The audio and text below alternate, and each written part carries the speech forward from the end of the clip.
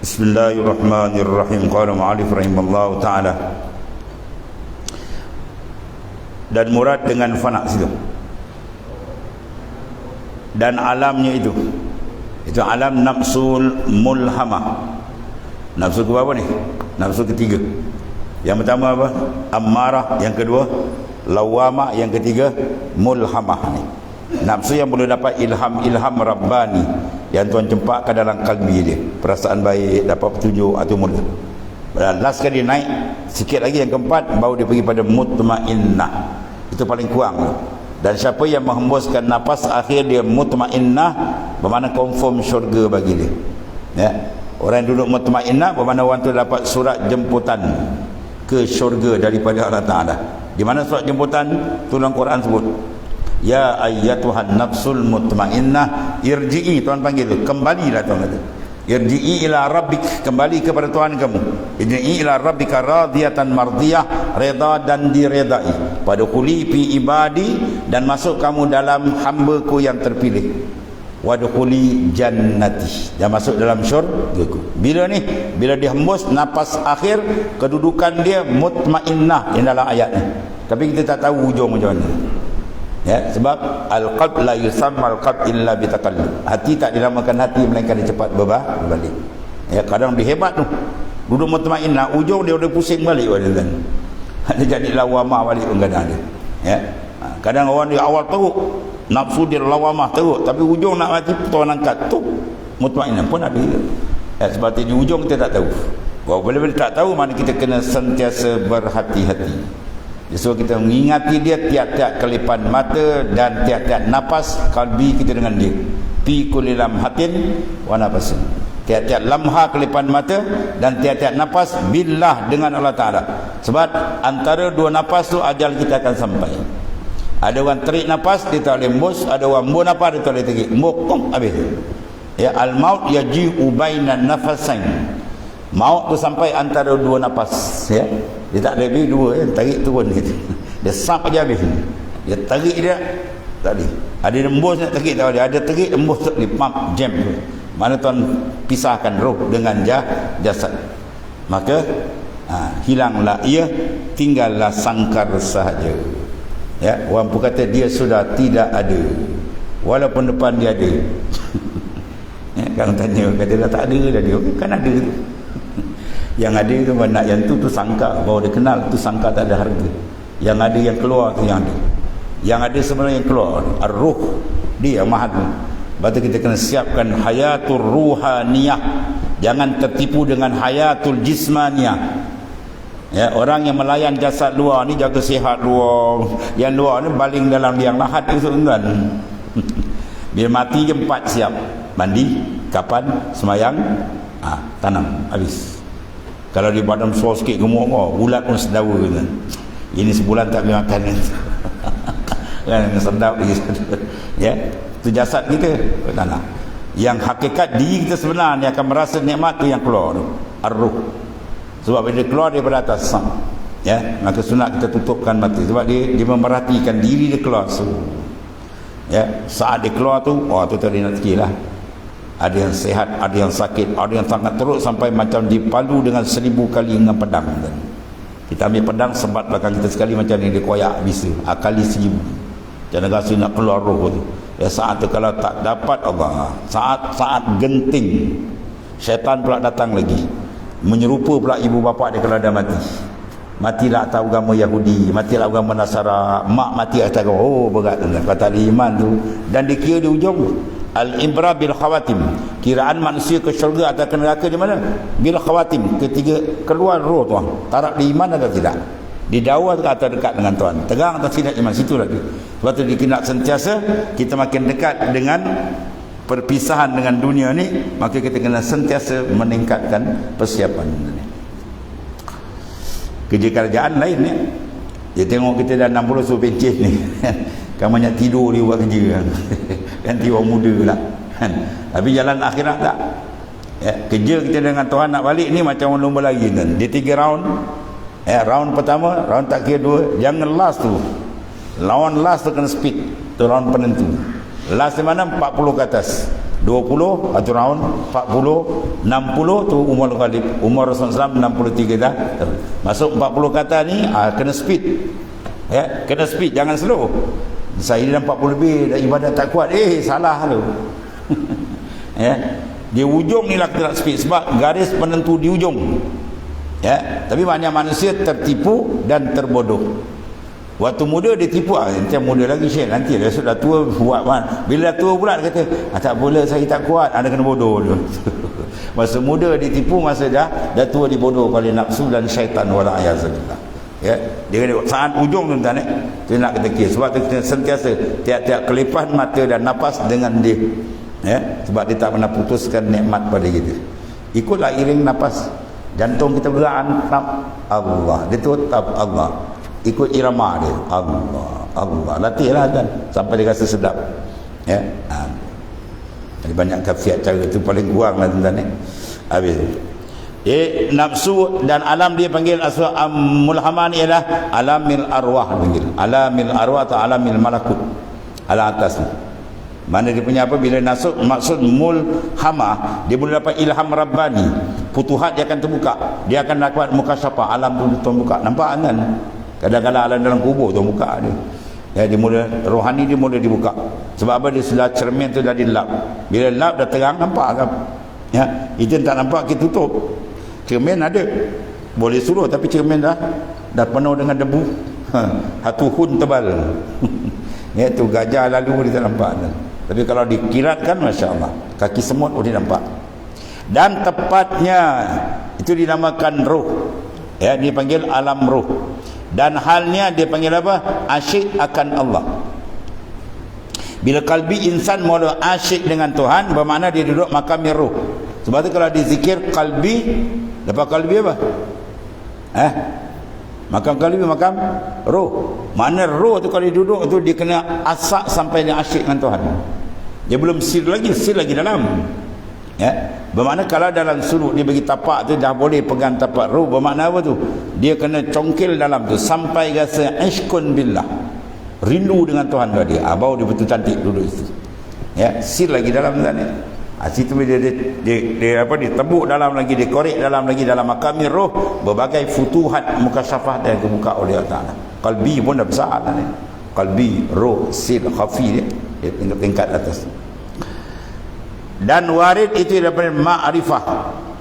Dia duduk dalam makam roh tu, ya, warid dia banyak warid dalam bentuk ma'rifat akan Allah Taala. Ya, pengenalan Tuhan dan mula terasa kuat. Ya. Dan sifat itu murah hati. Ya, sifat dia murah hati. Tu kalau dia duduk betul lah. Ya. Kadang kita bagi tapak je suruh dia buat. Dia dapat 10 ekar, rupanya tak buat, semak samun naik. Itu silap. Ya. Kena asah tu. Dan tiada loba. Sebab kalau duduk kita tanya dia, perasaan kamu dengan dunia macam ni? Tak ada tawar. Macam mana boleh duduk? Tapak dia dah ada. Mana sifat loba tu dah tak ada, bermakna apa? Makam roh tu dia duduk. Tapi dia kena asah lah. Dia cantik lagi, rohani. Baru dia pergi pada mulhamah, pum dia naik mutmainnah. Dan tiada loba dia. Dan ilmu, yakni panggil ilmu din. Dia minat dalam mencari ilmu agama, ilmu berurusan dengan Allah Subhanahu Wa Taala, bukan berurusan dengan makhluk saja. Dan sifatnya apa? Merendahkan diri. Ya, merendahkan diri. Bermakna kalau sifat yang tak ada kat kita, membesarkan diri, dia tak duduk makam roh dan walaupun dah pergi dapat, mana tapak dia dapat, mana dia tak buat kerja. Dia kalau buat kerja, maknanya tapak tu dah ada, dia buat cantik. Sifat-sifat tu ada, mana dia layak duduk dalam makam roh. Ya, itu. Dan sabar. Ya, dan halim, lemah lembut, ya, tak ada kepala bagan. Ya, kepala bagan tak tentu pasal duduk-duduk kan, ya. Marah tak tentu pasal, marah tu boleh kena tempat, ya. Sabar, halim, lemah lembut, tiada lekas marah, menanggung akan kesakitan.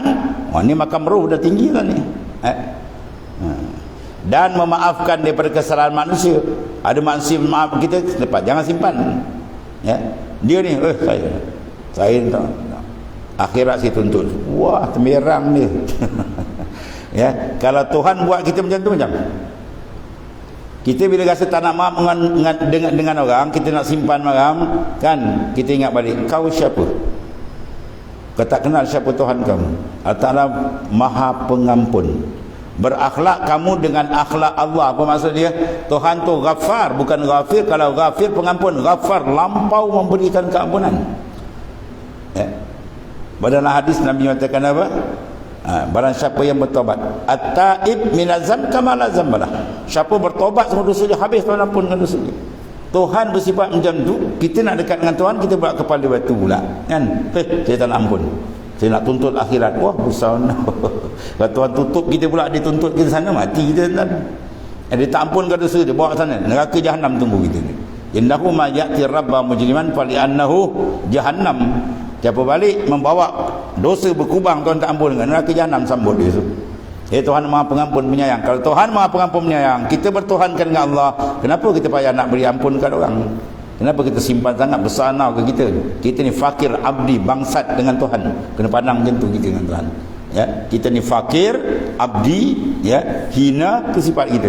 Menumpang di muka bumi Tuhan, kemudian nak rasa bersedih pula, tak nak beri kemaafan. Orang kalau suka memberi kemaafan, maka dia layak mudah dapat kemaafan dari Allah Ta'ala. Itu keadaan dia. Allah Ta'ala sangat sayang orang yang meniru sifat dia, bukan ambil sifat dia pakai, maknanya mengikut sifat Allah Ta'ala pengasih, kita duduk. Sifat Tuhan penyayang, sifat Tuhan pengampun, kita ambil itu pakai, ya. Itu makam roh, tuan ya. Duduk makam roh dah tinggi sifat ini. Dan memaafkan daripada kesalahan manusia. Ya, jangan simpan, tuan ya. Takut Tuhan tak maaf kita besok nyanyi nanti. Dan menunjukkan manusia atas berbuat amal yang saleh. Sentiasa mana kita tunjuk. Sebab tu Rasulullah offer walaupun satu ayat. Balli wa anni walau ayatan. Sampaikan aku walaupun satu ayat, adallu ala khair kafa'ili. Orang yang menunjuk orang perjalanan baik dapat pahala Tuhan bagi tu. Bonus besar. Seorang tu tak semayang, kita dekat pujuk tarik akhir, alhamdulillah dia berubah, dia bertobat, dia semayang. Sepanjang masa sampai dia mati semayang, pahala tu kita dapat. Dia dapat, kita pun dapat. Bermaknanya besar kerja itu. Ya, atau disuruh oleh Allah Ta'ala itu. Dan beramal saleh dan berbuat kebajikan dan menerima uzur daripada manusia. Apa makna kalau manusia minta maaf, tak apa, saya maaf dah. Mudah tu. Itu makam roh. Ini bukan makam roh, dah beri sir, khafi, afwah. Jadi khalifah, bergaduh lagi. Itu bukan khalifah, tu pelepah dia. Ya, kalau perempuan makan tahlil, tu kan tahlul lagi. Kau duduk makan mutahlil, hati kamu lembut, hati kamu mudah sabar, hati kamu reda, cantik dia memandang semua ketetapan Allah. Tu makam dia kan. Tapi kalau duduk belum dapat tu, maknanya dia belum sesuai, belum berkelayakan betul. Maknanya apa? Silap dia, bukan dia tak boleh makam tu, dah boleh duduk, dah ada syarat, tapi masalah dia tak buat kerja, tu maksudnya. Ya, amanah dia beri, dia tak buat kerja. Kalau dia buat kerja, dia kena pakai sifat-sifat yang duduk dalam tiap-tiap makam tu. Ya, makam roh kita tengok dah cantik besar dah ni. Ya, hebat tu. Batu dalam tiba roh kita congkil, zikir tertembak, minta Allah hadirkan sifat-sifat dekat kita dan minta buang sifat yang tak sesuai. Ketiga, kita zikir Allah dalam makam roh. Ya Allah, kau pasangkan sifat yang layak dalam makam roh. Ya Allah, kau pasangkan sifat yang layak dalam makam sir. Semua ada itu. Ya, boleh cantik ke tu. Dan dia syuhud ia akan bahawasan segala perbuatan manusia, segala binatang dalam genggaman Allah tu. Syuhud apa? Ru'yatul basariyah. Kalbi dia terang, dia pandang, semua tu gerak dari Tuhan, semua perbuatan dari Allah Ta'ala. Maka dia akan dapat lagi kuat makrifat dia dengan Tuhan. Ya, dia bila kenal dia, kalau diuji dia tak melatahankan.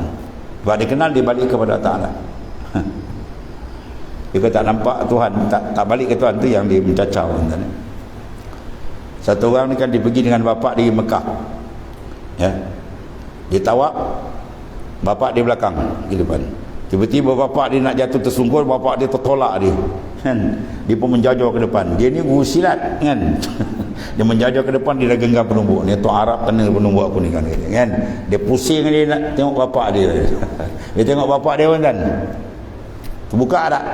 Buka lah. Oh, bapak dia. Bila kita kena uji, balik atas. Siapa dia ni? Huwallah. Pum. Mati angin dia.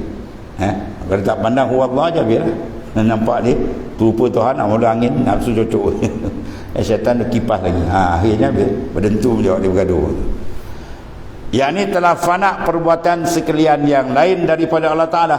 Mana af'al yang lain semua dilenyapkan dalam memandang af'al Tuhan.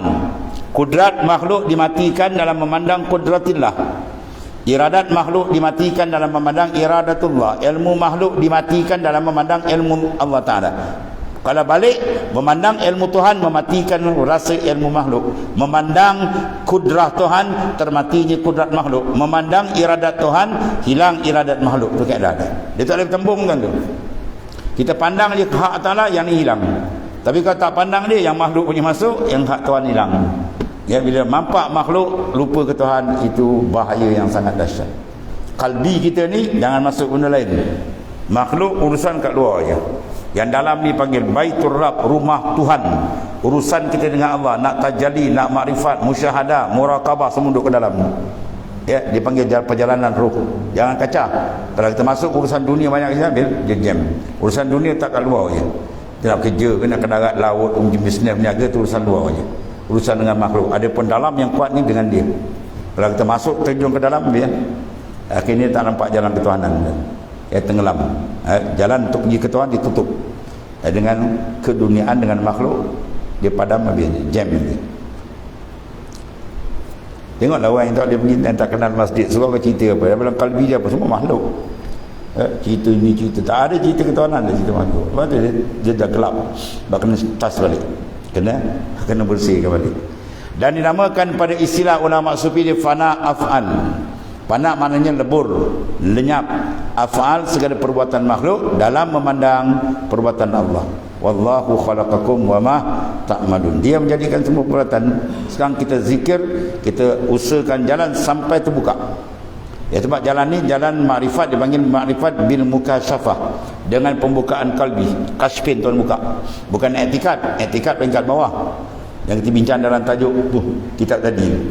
Yang pertama itu dia panggil tauhid am, yang ni tauhid khas, ya. Bukan kita mengenal sekadar kita berpegang kewujudan Allah dengan kesempurnaan, bahkan kita pergi atas lagi. Kita merasakan, ya, kita terasa kewujudan dia, kita terasa af'al dia. Tu. Dan bila nak buang rasa dia, kena tembak dengan zikir. Bila tembak dengan zikir, terasa kebesaran dia akan terpadamnya kebesaran yang lain. Bahawa dia betul-betul tauhidkan Tuhan dia. Dan tinggal baginya dia panggil apa? I'tirad atas segala makhluk. Bila dia masuk makrifat benar, dia tak ada apa dan i'tirad tadi dah. I'tirad bangkang, kerja membangkang ni, bergaduh tu kan. Dan adalah segala manusia dalam tidiknya seperti wayang kulit yang digerakkan oleh dalangnya itu, dan setengah daripadanya sifat ialah panggil asyauq, iaitulah rindu yang kuat dan menangis dan susah hati, dia engkisar hati dengan Tuhan, enggan, ya, itu enggan dia daripada segala makhluk, dan sibuk ia dengan berbuat ibadah akan Allah Ta'ala, dan masyghul menumpu ia dengan zikrullah, dan sangat gemar ia akan Allah, kasih dia, dan barang sebagiannya seperti dalam kitab Marasailus Suluk, itu pakaian-pakaian dalaman. Bila dia sudah cantik, maka Tuhan tukarkan, ya, pakaian sebenarnya dia ada kerinduan yang kuat dengan Allah Subhanahu Wa Ta'ala. Ya, sebab dia pusing balik entah dia banyak apa? Zikir. Nak kena sebutkan bawah cara zikir-zikir dan mentabat zikir untuk mengetuk, ya, mana cermin hati kita, kekaratan tu nak dilap balik biar dia terang. Bila dia terang, barulah dia terbuka. Bila terbuka, baru dia kenal. Bila dia kenal, baru dia cinta betul dengan Tuhan dia. Dan bila dia cinta betul dengan Tuhan dia, masya-Allah, ya, dia punya ibadat sudah lain.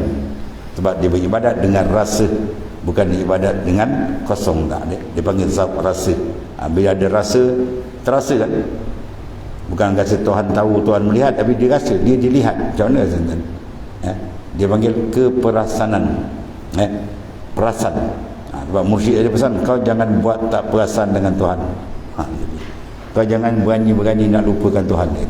Yang kau kena sentiasa ada keperasanan dengan Allah Ta'ala. Kita kalau orang besar dengan orang bawah, kalau orang bawah buat tak perasan, dia marah tak? Oh, aku dulu kau buat tak perasan ni, sombong kan. Ya, hati kita biar ada sentiasa perasan dengan dia. Itu dia nak syuur. Itu akan membentuk marifat yang lebih tinggi, dan kesedapan yang luar biasa akan diberikan dalam kalbi kita oleh Allah. Itu dipanggil halawah, kemanisan, ya. Man lam yasluk tariqis sufiyah lam yajid halawatul iman. Wa man lam yajid halawatul iman lam yajid halawatul ma'rifah. Siapa tak mengikut jalan kerohanian ni, dia tak dapat kemanisan iman. Dia ada iman tapi tak manis. Dia tak dapat kemanisan iman, dia tak akan dapat kemanisan makrifat dengan Tuhan. Jalan sufi dia nak ni benda ni, kelazatan yang penting, ya. Kemudian dan segianya wallahu a'lam. Bismillah.